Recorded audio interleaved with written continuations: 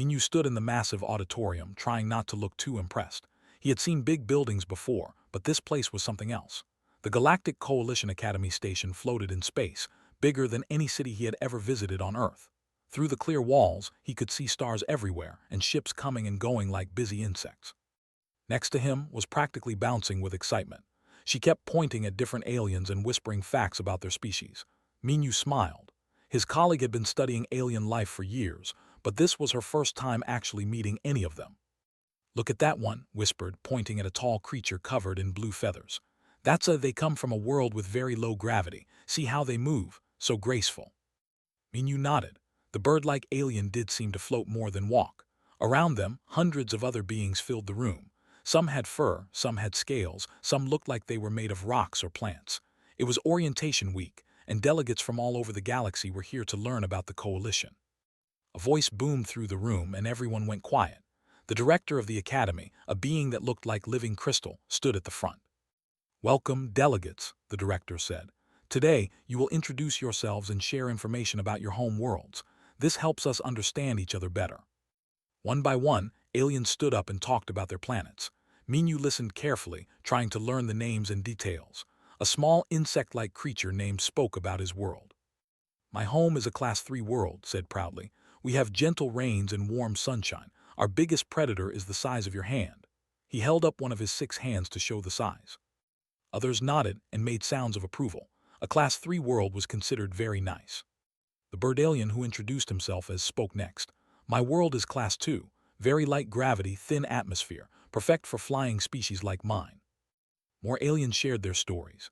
Most were from Class 2 or Class 3 worlds.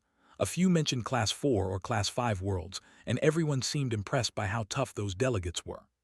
Finally, it was Minyu's turn. He stood up and suddenly realized everyone was staring at him. He and were the only humans in the room, and they looked different from everyone else. "Hello," Minyu said, his voice calm and steady. "My name is Minyu. I'm from Earth. I'm here representing humanity." "What class is your world?" someone called out. Minyu thought for a moment. He remembered the classification briefing he had received. "Earth is Class 12, he said simply. The room went completely silent. Minyu looked around, confused. Had he said something wrong? Stood up next to him. "Yes, Class 12, she confirmed cheerfully. "Is there a problem?" An alien that looked like a floating jellyfish made a strange noise. That's not possible," it said.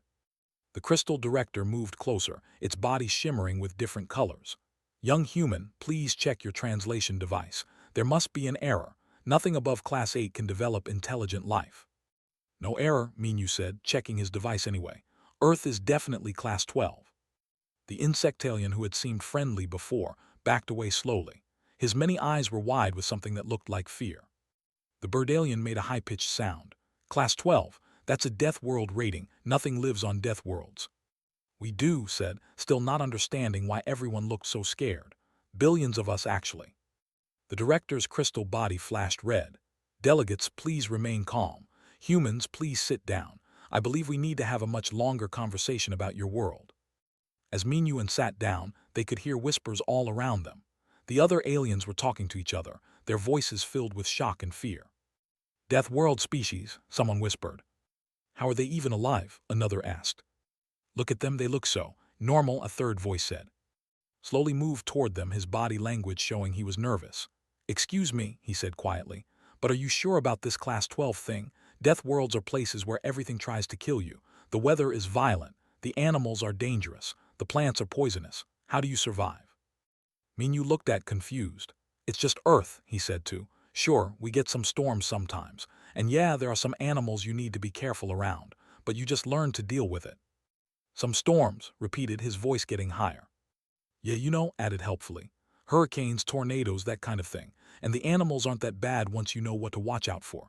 Bears, sharks, snakes, normal stuff." Several aliens near them moved away quickly. The director spoke again, its voice now very serious. "Humans, I am requesting that you prepare a full presentation about Earth. We need to understand exactly what kind of world you come from. This is for the safety of everyone here." "Safety?" Minyu asked, genuinely confused. "We're not dangerous." "That's not what I'm worried about," the director said quietly, looking at Minyu with what might have been concern. "I'm worried about what a species that survives a Class 12 world can do without even realizing it." The orientation ended early. As everyone left, Minyu and walked together, aware that other aliens were giving them lots of space. "Did we do something wrong?" asked. "I don't think so," Minyu said. "I think they're just surprised. Maybe they've never met anyone from a tough world before." "But Earth isn't that tough," said, "is it?" Minyu thought about home. He thought about the mountain training where he had learned to survive in freezing cold.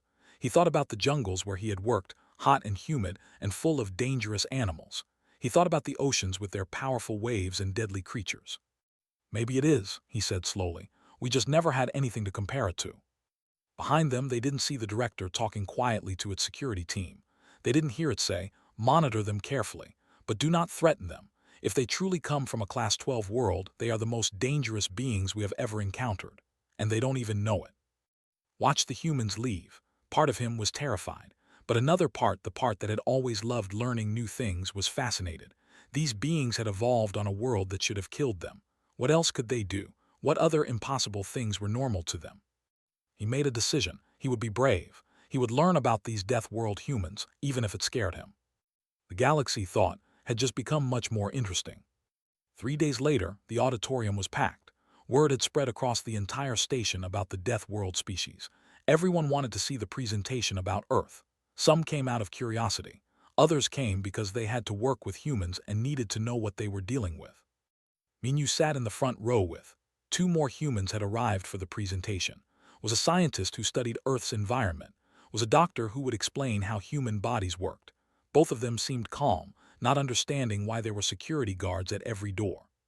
The crystal director stood at the front. "Today, we will learn about Earth. I ask everyone to please remain calm during this presentation. What you hear may be disturbing." Walked to the podium. She was a small woman with a friendly smile. She pulled up a holographic display of Earth, a blue and green planet that looked beautiful and peaceful. "This is our home," said warmly. "Let me tell you about it." She pressed a button, and numbers appeared next to the planet. "Earth's gravity is 9.8 meters per second squared." A gasp went through the crowd. The bird alien stood up. That's extremely high. Most species evolve in gravity half that strong." "Really?" asked surprised. "I didn't know that. Anyway, yes, our gravity is strong. It means we have very dense bones and powerful muscles just to stand up." Made a note on his device. Death World Fact 1. Humans are much stronger than they look. Continued. "Our atmospheric pressure is 101.3 at sea level." More gasps. An alien that looked like a floating gas cloud made a distressed sound. "That would crush most of us." "Oh," said, looking concerned. "I'm sorry. Should we get you different quarters? We can handle much lower pressure if you need it." The alien floated backward, away from her. "Our atmosphere is 21% oxygen," went on. This time, several aliens made alarm sounds. The director's crystal body turned orange. "That's a corrosive gas," someone shouted. "That percentage would poison us." Looked at her notes, confused. "But oxygen is good for you. You need it to breathe." "In small amounts," the director explained. "Most species breathe atmospheres with 5 to 8% oxygen. 21% is extremely dangerous." Leaned over to Minyu. "Are we learning that everything about us is weird?" she whispered. "I think so," Minyu whispered back. Move to the next part. Earth's temperature ranges from -60 degrees Celsius to +60 degrees. The room erupted. Aliens were talking over each other, their voices filled with shock. "That's 120 degrees of variation. How do you not die? Most species live in a 10-degree range." Waited for them to quiet down. "We just wear different clothes," she said simply, "and we have good heating and cooling in our buildings." She showed images of Earth's weather. Massive hurricanes swirling over oceans, tornadoes tearing across plains, lightning storms that lit up the sky, blizzards that buried entire cities in snow. "Our weather can be a bit rough," admitted. "These storms have energy equal to small nuclear weapons, but we've learned to predict them and take shelter." An alien in the back fainted. Security helped carry it out. "Earth also has significant tectonic activity," continued, showing videos of earthquakes and volcanic eruptions. "The ground moves sometimes. Mountains explode. New land forms. It keeps things interesting." Was writing frantically. Death World Fact 2. Humans live on a planet that actively tries to kill them, and they think it's interesting. "Now let me tell you about our wildlife," said, smiling like she was about to show pictures of cute pets. The first image was of a bear. It stood on its back legs, easily 3 meters tall, with claws as long as fingers. "This is a bear," said. "They're quite strong. This one probably weighs 600 kilograms. That's heavier than a small spacecraft, someone said weakly. They can run 50 kilometers per hour, added, and they have a bite force strong enough to crush metal. Next was a shark, then a crocodile, then a big cat. Each predator was more terrifying than the last. The aliens in the audience were staring in horror. Do humans fight these? Asked, his feathers puffed up in fear. Sometimes, said, but usually we just avoid them. They're not that aggressive if you leave them alone. She showed smaller animals next. Snakes with venom that could kill in minutes, spiders with poison in their bite, jellyfish that could stop your heart, tiny frogs with skin so toxic that touching them meant death. These are the ones you have to watch out for, said seriously, because they're small and easy to miss. What about plants? Someone asked. Surely your plants are safe. Laughed. Oh no, many plants are poisonous. Some will give you a rash if you touch them. Some will kill you if you eat them. Some, she showed a picture of a Venus, eat insects. The audience was completely silent now. They were beyond shock. Finished her presentation and sat down, stood up. He was a tall man with gentle eyes. Now I'll explain how humans survive all of this, he said. He showed a diagram of human skeleton. Our bones are very dense. They can support our body weight in high gravity and protect us from impacts that would kill most species. Next, he showed human muscles. We have powerful muscles. Humans can run for hours without stopping. On Earth, we used to hunt animals by chasing them until they collapsed from exhaustion. Persistence predators, whispered, making notes. They're persistence predators. Our healing is quite fast, continued. A broken bone heals in weeks, cuts and wounds close in days. Our immune system fights off diseases constantly. He showed a chart of human immune response. Earth has billions of different bacteria and viruses. Our bodies are at war with them every day. We've evolved very aggressive immune systems. An alien doctor in the audience raised a tentacle. What about your response to danger? Ah yes, said. When humans are threatened, our bodies release adrenaline. This chemical makes us temporarily stronger and faster. Pain decreases. Fear decreases. We become more dangerous when we're in danger. They have a combat mode, someone whispered. We also have excellent endurance, said. Humans can survive days without food, weeks without water in some cases. We can function with injuries that would incapacitate other species. He showed images of humans doing various activities, climbing mountains, swimming in oceans, running marathons. What you see as extreme sports, explained, we see as fun.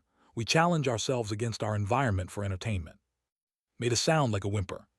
Finally, said, humans have excellent adaptability. We live on every continent of Earth in every climate. Frozen poles, hot deserts, wet jungles, high mountains, deep underwater and submarines. We even live in space now. He sat down. The director slowly moved to the front. I have studied over 10,000 species, the director said quietly. I have never seen anything like this. Humans, your world is the most hostile place ever recorded that developed intelligent life.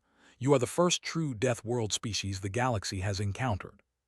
Minyu stood up. But it's just Earth, he said. It's just normal to us. That, the director said, is what makes you terrifying. You don't even realize how dangerous you are. Raised her hand. We don't want to scare anyone. We're friendly. Stood up, his body shaking but his voice steady. I believe them, he said. They've been here for days. They could have hurt any of us easily, but they haven't. They've been kind and patient. That's true, added quietly. The female human helped me yesterday when I dropped my data pad. She picked it up so gently. The director's crystal body shifted to a calm blue color. Perhaps that is the most interesting thing about humans. Your world made you strong, but it didn't make you cruel. You learned to protect each other instead. Minyu nodded.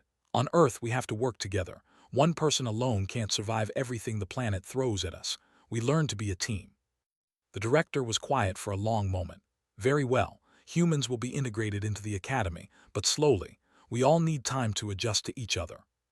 As the aliens left, many of them looked at the humans with new eyes, not just fear but respect too, and curiosity. Approached Minyu carefully. Would you tell me more about Earth sometime? I want to understand. Minyu smiled. Sure, we can have lunch together. His body shook a little. What do humans eat? Food, Minyu said simply. Decided not to ask what kind. He wasn't sure he wanted to know yet. 2 weeks had passed since the briefing, and things were not going well. Minyu woke up at 600 hours, just like he always did. Military habits died hard. He put on his running clothes and headed to the station's exercise track. The track circled around one of the observation decks, with a beautiful view of space. Minyu started his morning run, enjoying the quiet. He didn't notice the small group of aliens near the entrance. "Is that human moving?" one of them asked. "Yes," another replied, "very fast." To Minyu, he was jogging slowly, barely warmed up. To the aliens watching, he looked like he was sprinting at a terrifying speed. His feet hit the ground with heavy thuds that they could feel through the floor. An alarm went off. Security arrived quickly, weapons ready. "What's the emergency?" the security chief asked. "The human," someone pointed, "it's chasing something." The security chief looked at Minyu, who had stopped running and was now confused by all the attention. "I'm just exercising," Minyu explained. "Exercising," the security chief repeated. "Yeah, a light morning jog, just 10 kilometers to wake up." The security chief's translator must have glitched, because surely no one ran 10 kilometers just to wake up. And the cafeteria was having her own problems. She had arrived early and found only a few aliens eating breakfast. When she walked to the food dispensers, everyone went quiet. Picked up her tray and started selecting food. She needed a lot of calories. The dispenser kept adding more and more food to her tray. The aliens watched in silence as her tray filled up. "Is the human sick?" someone whispered. "Maybe it's storing food for later," another guessed. Found a table and sat down. She picked up her fork and knife and started eating. She was hungry. The aliens nearby watched her jaw move as she chewed. They watched her bite through food easily. They had been told about human bite force. Seeing it was different. One alien leaned to another. "Those teeth could crush my arm." Noticed them staring and smiled, trying to be friendly. The aliens quickly looked away. Later that morning in the engineering lab was getting frustrated. She was a skilled engineer back on Earth, but nothing here seemed to work right. "This drill is broken," she told the lab supervisor. "No, that's a high-grade military drill," the supervisor said. "It's locked because it's too dangerous for students." Looked at the drill. She grabbed it with one hand and twisted. The lock broke. She turned on the drill and started working. The supervisor stared. That lock was rated to resist 500 kilograms of force. "Oh," said, "still working. Sorry, I'll be more careful." But the damage was done. Word spread quickly. The human female had broken military-grade equipment with one hand. By lunchtime, half the station knew. In the security office was trying to do his job. He had been assigned to station security, which made sense. He had training in law enforcement from Earth, but every time he tried to help, something went wrong. That afternoon, two alien students got into an argument. It got physical. They were pushing each other, their voices loud. Walked over. "Hey, break it up," he said calmly. Both aliens looked up at him. They saw a human, a Death World predator, walking toward them with confident steps. They screamed and ran in opposite directions. Stood there confused. He hadn't even done anything yet. By dinner time, the humans were eating together at their own table. No one else would sit with them. "This is getting ridiculous," said, stabbing her food with more force than necessary. "We're not monsters." "They're scared," said quietly. "We need to be patient." "Patient?" Put down her fork. "I've been patient. I smile, I say hello, I offer to help, everyone runs away." Minyu understood her frustration. He felt it too. They don't know us yet. They only know what Earth is like. That would scare anyone. "But we're not Earth," said. "We're people." "To them, we're the same thing," Minyu replied. Across the cafeteria, sat with and some other aliens. They were watching the humans eat. "I want to talk to them," said. "Are you insane?" asked. "They're alone," pointed out. "They came here to make friends with us, to learn about the galaxy, but we're treating them like dangerous animals." "They are dangerous," another alien said. "Did you hear about the engineering incident? The human female broke a military lock with her bare hand." "She probably didn't mean to," argued. "Think about it. If you've lived your whole life with high gravity and tough materials, you don't know your own strength in other places." Ruffled his feathers nervously. "You make a good point, but I'm still scared."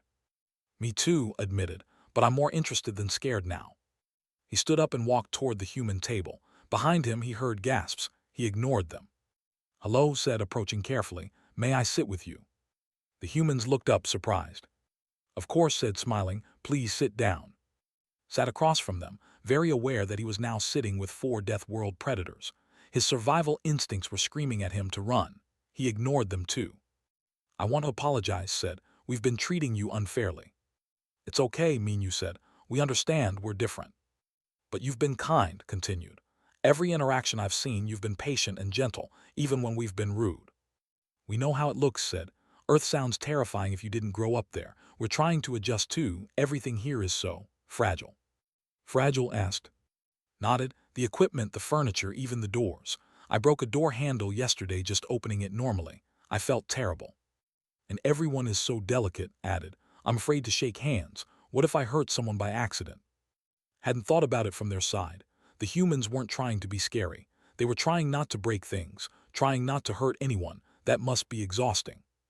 Tell me about Earth, said. Not the scary parts. Tell me what you love about it. The humans' faces changed. They smiled, real smiles full of warmth. Spoke first. The oceans, they're so blue and vast. The waves sound like music. The mountains, Minyu added. Standing on top of a mountain and seeing the whole world below you, it makes you feel small but also strong. The forests, said, so green and alive, birds singing, leaves rustling. The food, said, and everyone laughed. What? Earth has amazing food. As they talked, more aliens started listening. They heard the humans talk about home with love, not fear. They talked about beauty, not danger. The conversation was interrupted by an alarm. Not a security alarm this time, an emergency alarm. Everyone's communicators activated. The director's voice came through. Attention all personnel. We have a gas leak in Section 7. Toxic gas is spreading. Everyone evacuate immediately. The cafeteria erupted in panic. Aliens rushed for the exits. Wait, Minyu said, checking his communicator.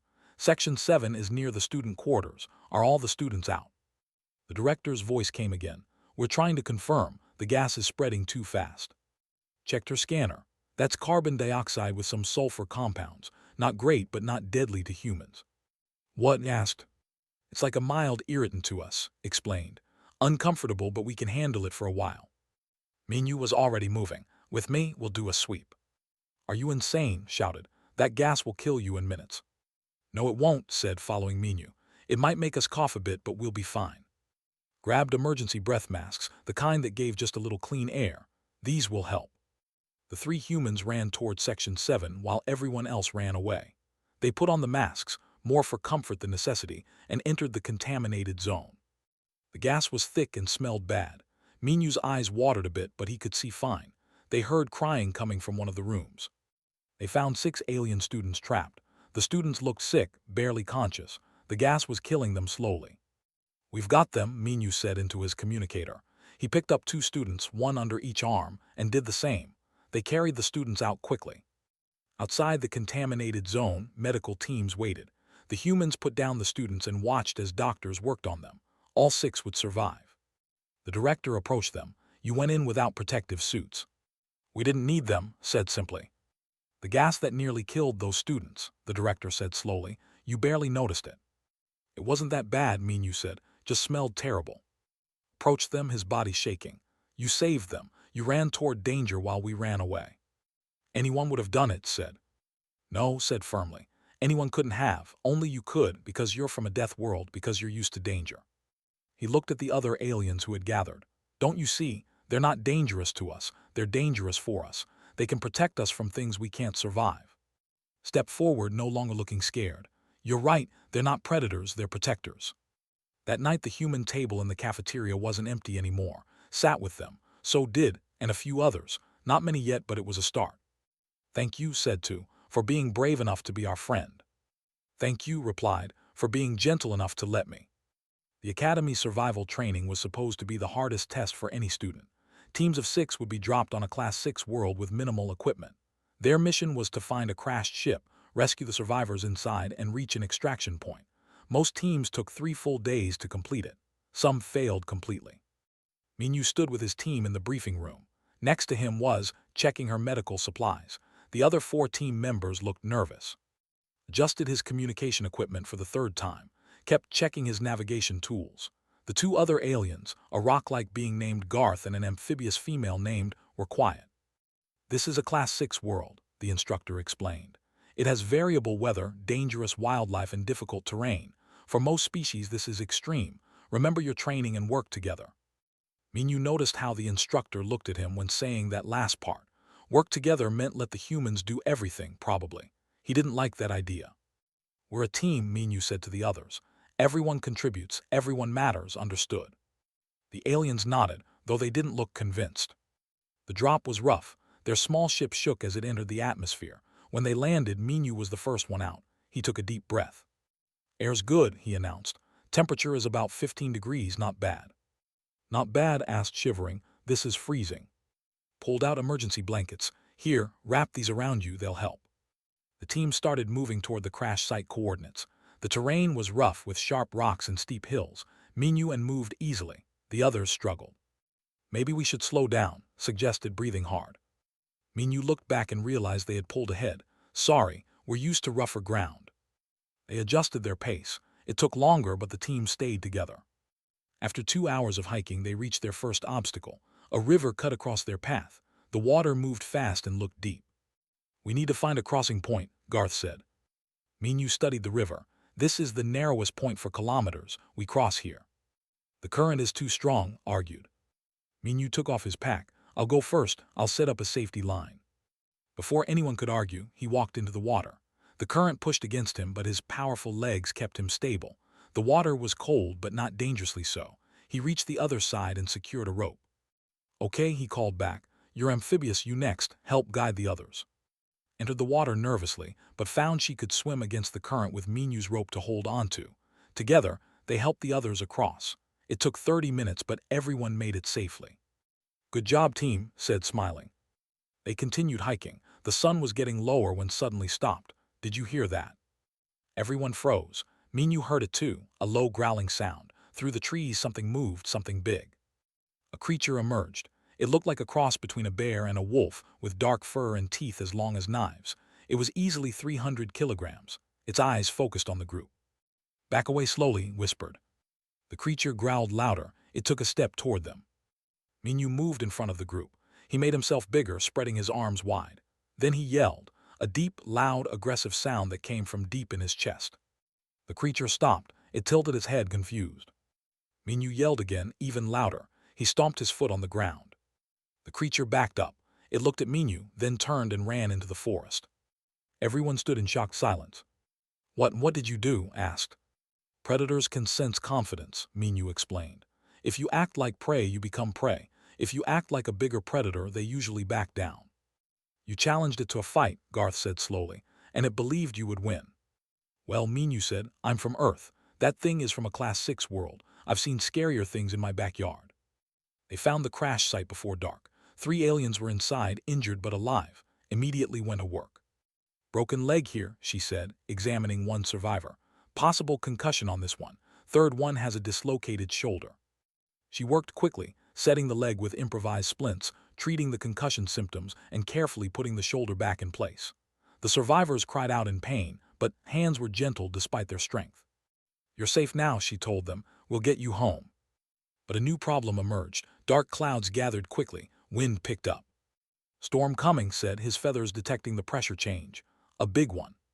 The storm hit fast. Rain poured down in sheets. Wind howled. Lightning cracked across the sky. The temperature dropped rapidly. We need shelter, shouted over the noise. Minyu and worked together. They found an overhang in the rocks, not really a cave but better than nothing. They helped everyone inside.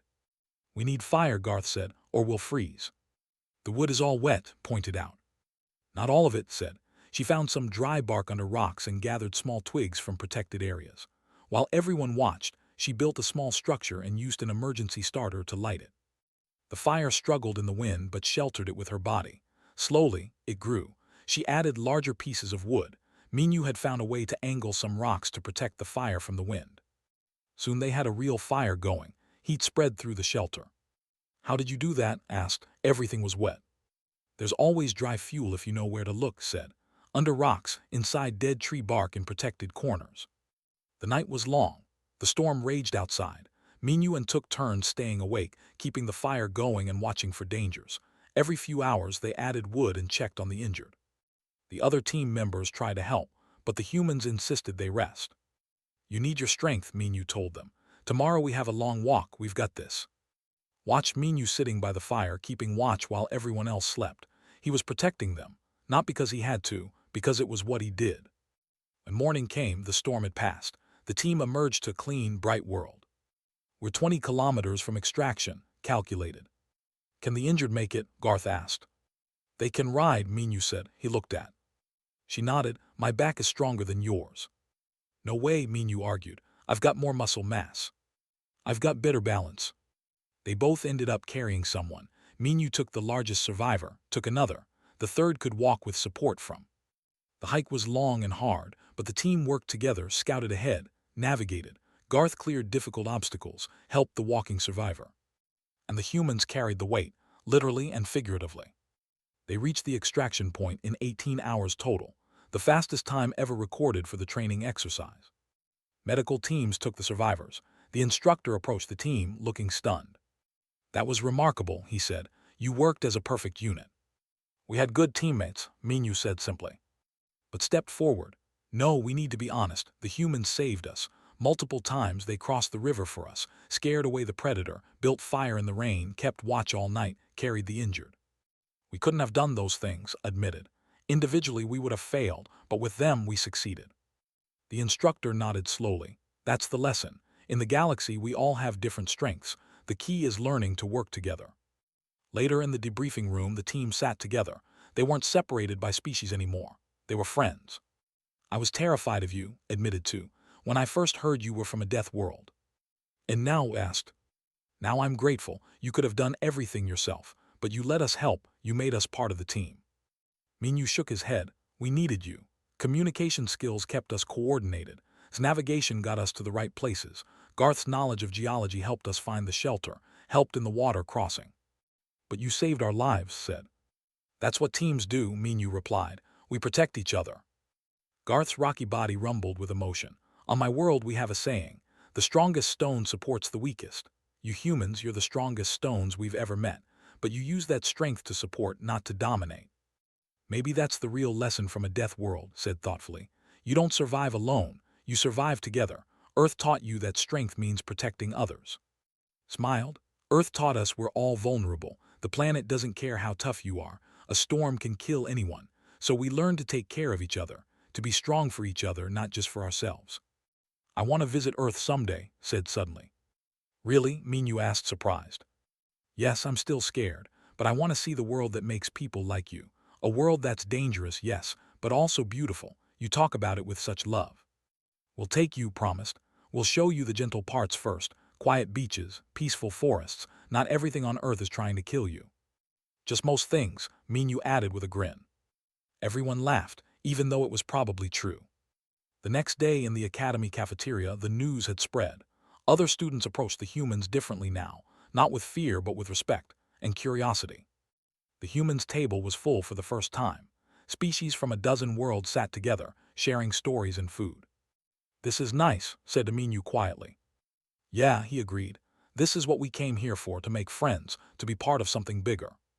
Raised his drink. "To Death World humans, the scariest friends you could ever hope to have." Everyone raised their drinks and cheered. And for the first time since arriving at the academy, the humans felt like they truly belonged. 6 months had passed since Minyu and first arrived at the academy. Life had changed completely. Humans were no longer feared. They were respected, welcomed, even sought after for difficult assignments. But everything changed when the distress call came. Minyu was in a strategy class when the emergency alarm sounded. Everyone rushed to the main briefing hall. The director's crystal body glowed urgent red. "We have a crisis," the director announced. "Colony World Tailize is under attack. The Ravagers have taken the colony hostage." Images appeared on the screen. A settlement of several thousand aliens surrounded by armed raiders, buildings burning, people trapped. "Tailize is a Class 4 world," the director continued. "Harsh weather, difficult terrain. Coalition forces cannot land. The electrical storms are interfering with our ship's shields. Anyone who lands is trapped until the storm season ends." "How long?" someone asked. 3 months. The room erupted in worried voices. 3 months was a death sentence for the colonists. "We're going to negotiate," the director said, but his voice sounded defeated. "We'll try to reach a peaceful solution." Minyu stood up. "How many Ravagers?" "About 200, the director replied. "Why?" "Because I'm thinking about a rescue." The room went silent. The director's body flickered. "That world is Class 4. Most of our species can't operate there effectively. The environmental conditions are too harsh." "For most species," Minyu said, "but not for humans." Stood up next to him. "He's right, Class 4 is difficult, but it's not Class 12. The director looked at them for a long moment. "I need to make some calls." 2 days later, a ship arrived. More humans stepped off. They were led by a woman named, who carried herself with the authority of someone who had seen real combat. Ambassador, she introduced herself to the director. I hear you need death. With her came a combat medic and a dozen other human soldiers. They met with Minu and the other Academy humans in a secure planning room. The situation is bad, explained, showing tactical maps. The Ravagers are from Class 4 worlds themselves. They're tough, well-armed. They've never faced serious resistance because most coalition species can't fight effectively on harsh worlds. But we can, Minu said. We can, agreed. The question is, do we have permission? The director entered the room. The coalition has authorized a rescue attempt. Human volunteers only. Everyone else would need too much environmental protection to be effective. We'll need support from orbit, said, looking at the director. Communications, intelligence, extraction when we're done. Can help with communications, Minu said. He's the best at it. Who had been standing quietly in the corner looked surprised. You want me to come? Not to the surface, Minu clarified. But in orbit coordinating, we need someone we trust. I'll do it, said immediately. Step forward. I can help with navigation and aerial reconnaissance. Other aliens volunteered for orbital support roles. They couldn't go to the surface, but they could help from above. The mission briefing took hours. The human team would drop during the worst of the storm, when the Ravagers would least expect it. They would move fast, hit hard, and extract the colonists before the raiders could organize a response. This is going to be dangerous, warned. Class 4 worlds are no joke. We're from Class 12, Minu replied. This is just another day. The approach to Tail Eyes was rough. The ship shook as they entered the storm system. Lightning flashed outside the windows. Wind buffeted the vessel. How can you fly in this? Asked from the communications station, his voice nervous. Very carefully, the pilot replied calmly. The human team prepared for the drop. They wore light armor, much less than most soldiers would need. They didn't require heavy environmental suits. The atmosphere was breathable, the temperature manageable, the gravity actually lighter than Earth's. 1 minute to drop, the pilot announced. Minu checked his equipment one last time. Next to him did the same. The other humans were calm, focused. This was what they trained for. The drop was violent. They fell through the storm, their small pods protected by heat shields. When Minu's pod hit the ground, he felt the impact in his bones. But nothing broke. Dense bone structure from a high-gravity world had its advantages. He emerged into howling wind and rain. Lightning crashed nearby. He could barely see 10 meters ahead. Sound off, his voice came through the communicator. One by one, the team reported in. Everyone had landed safely. We're down, Minu said. Give us a route to the colony. From orbit's voice was steady and professional. Copy that. Sending coordinates now. You have 40 kilometers to cover. The Ravagers have sentries, but the storm is limiting their visibility. The human team moved through the storm like ghosts. What would have stopped most armies was barely an inconvenience to them. The rain was cold but not dangerous. The wind was strong but not unmanageable. The terrain was rough, but they had evolved to handle worse. They covered the 40 kilometers in just over 3 hours. Ravager camp ahead, reported. I count approximately 200 hostiles. Studied the layout. They've got the colonists in the main buildings, guards at every entrance. We need to do this quietly, Minu said. If they realize we're here too soon, they might hurt the hostages. The team split into groups. They moved silently through the storm, taking out sentries with quick efficiency. The Ravagers never saw them coming. In the darkness and rain, the humans were invisible. Inside the main building, the colonists huddled together, scared and cold. The door burst open. Raiders turned, weapons ready. But it wasn't more raiders, it was humans. Minu moved with speed that seemed impossible for someone his size. He disarmed 2 raiders before they could fire. Was right behind him, her medical training making her surprisingly good at non-lethal takedowns. The fight was over in seconds. The raiders in the building were unconscious or surrendering. We're here to rescue you, Minu told the colonists. Stay calm, we're getting you out. Outside, the Ravager commander realized something was wrong. His sentries weren't responding. He gathered his forces. Something's attacking us, he shouted. Find them. But finding humans in a storm was like finding shadows in darkness. The Ravagers stumbled through wind and rain, their visibility limited, their movement slow. A group of raiders came around a corner and found themselves face to face with. What are you? The leader demanded. Death World species replied, from Earth, Class 12. The raiders looked at each other. That's impossible. Nothing survives Class 12. We do, said simply, then she moved. The fight was brief. The raiders were tough from harsh worlds, but the humans were tougher from a harsher world. The Ravager commander tried to rally his forces, but they were falling one by one. In desperation, he triggered an explosive device near one of the buildings. The blast was meant to collapse the structure, instead, and had reached it first. When the explosion hit, threw himself over a group of colonists, his body shielding them, grabbed a falling support beam, her muscles straining but holding it in place until others could escape. When the dust cleared, both humans stood up, battered but unbroken. The Ravager commander stared in disbelief. "What are you made of?" "Gravity 1.2 times standard," said, checking on the colonists. "Atmospheric pressure that would crush you, whether that tries to kill us daily, and we call it home." The commander dropped his weapon. "I surrender." By dawn, the storm was clearing. All the colonists were safe. The Ravagers were detained. Not a single hostage had died. Coalition ships descended to pick up the survivors. Medical teams treated the wounded. The colonists cried with relief and gratitude. The human team stood together, watching the evacuation. They were tired, bruised, but satisfied. His voice came through the communicator. "Minyu, you did it. Everyone's safe."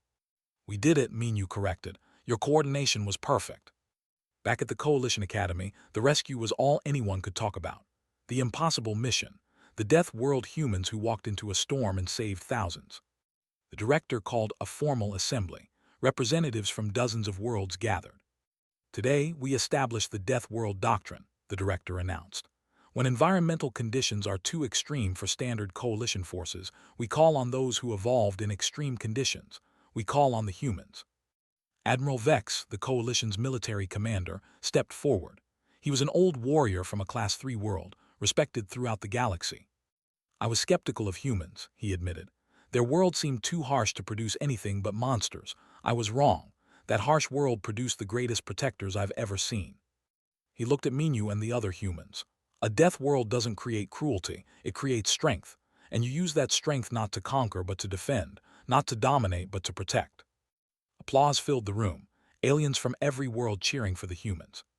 Later, Minyu stood on an observation deck, looking out at Earth in the distance, their blue marble home hanging in space. Joined them, no longer afraid to stand close. "Do you ever regret it?" asked, "coming from such a hard world?" Shook her head. "Earth made us who we are." "The storms taught us to take shelter together," Minyu added. "The predators taught us to protect each other. The harsh seasons taught us to plan ahead and share resources." "And the constant danger?" asked. "Taught us that life is precious," said softly, "that every person matters, that you never leave anyone behind."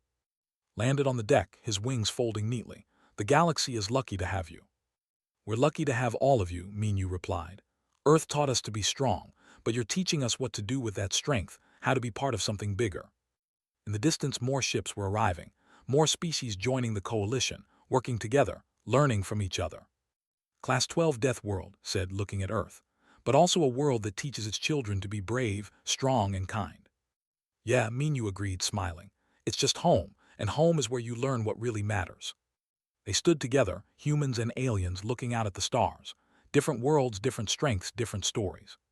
But one shared future, built on understanding, respect, and the knowledge that the harshest environments could produce the greatest heroes. The Death World humans had found their place in the galaxy, not as conquerors or monsters, but as friends, protectors, and proof that strength and compassion could exist together. And Earth, that dangerous, beautiful Class 12 world, kept spinning in space, still dangerous, still beautiful, still home.